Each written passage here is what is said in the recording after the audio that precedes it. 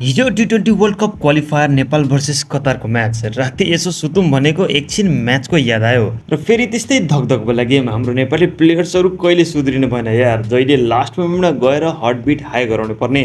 नेपालले पहिलो ब्याटिङ गर्दै कतारको सामु 147 रनको लक्ष्य राख्यो, जसमा कप्तान साहब रोहित पौडेलले शानदार अर्धशतक र दिपेन्द्र सिंह ऐरेले 26 रन र अरू प्लेयर्सहरूले हल्का फल्का योगदान दिए र नेपालले बनाएको यो 147 रन यो पिचमा राम्रो डिफेन्डेबल टोटल हो। र यही सोच्दै यो म्याचको लाइभ कमेन्ट्सहरुमा चाहिँ नेपालले स्योर जित्छ, सजिलै जित्छ भनेर लाइभ कमेन्ट्सहरु चलिरहेको थियो र म पनि आज मजाले सुत्न पाइन्छ यो सोचको साथ ब्ल्याङ्केट रेडी गरेको थिएँ। तर के थाहा कि जित्न त जितिन्छ, तर फेरि त्यही धकधक पाराले। सुरुवातदेखि नै कतारका ओपनर्स लियाङ्गे र अलीले शानदार पार्टनरशिप गरेर एक मोमेन्टमा लागिरहेको थियो कि यी दुवैले प्रोटिन पाउडरको पुरै डब्बा सिधाएर आएका छन् र यो म्याच चाहिँ जिताएर जान्छन् भनेर 9 ओभरसम्ममा नेपाली बलर्सहरू कोसिस गरेर हार मानिसकेका थिए, सोमपाल, नन्दन, रोहित, ऐरे र आदिल। तर त्यसपछि आउँछन् आशाको पहिलो किरण बनेर सन्दीप लामिछाने र 56 रन बनाएर पुरै मुडमा भएका लियाङ्गेले आफ्नो गुगली डाल्दै शानदार तरिकाले बोल्ड गर्छन् र यो मोमेन्टमा जुन एक्साइटमेन्टको लहर आयो फिल्डमा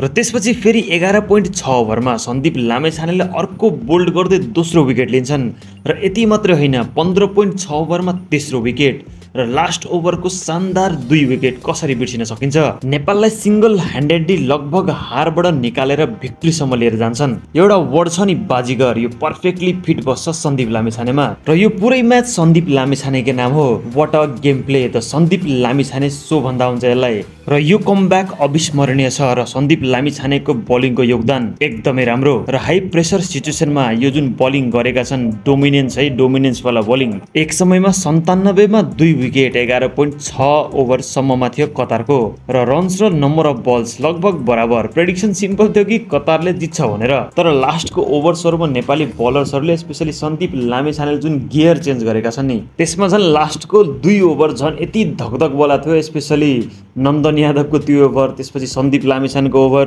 स्पेशली नन्दन यादव वाला ओभर एकदमै धकधक वाला। या मतलब भिक्ट्री हुँदा खुसी लाग्छ, तर हुन्छ नि एउटा dominating victory, specially batting dominance कुनै प्लेयरबाट हेर्न मिलेको छैन है अहिलेसम्म।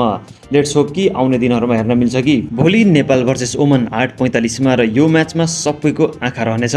दुवै टिम अहिलेसम्म यो क्वालिफायर्सहरूमा हारेका छैनन् र कसको विनिङ स्ट्रिक टुट्नेछ र कुन टिम लगातार बिना हारिकन अगाडि बढ्नेछ इन्ट्रेस्टिङ हुनेछ हेर्नलाई।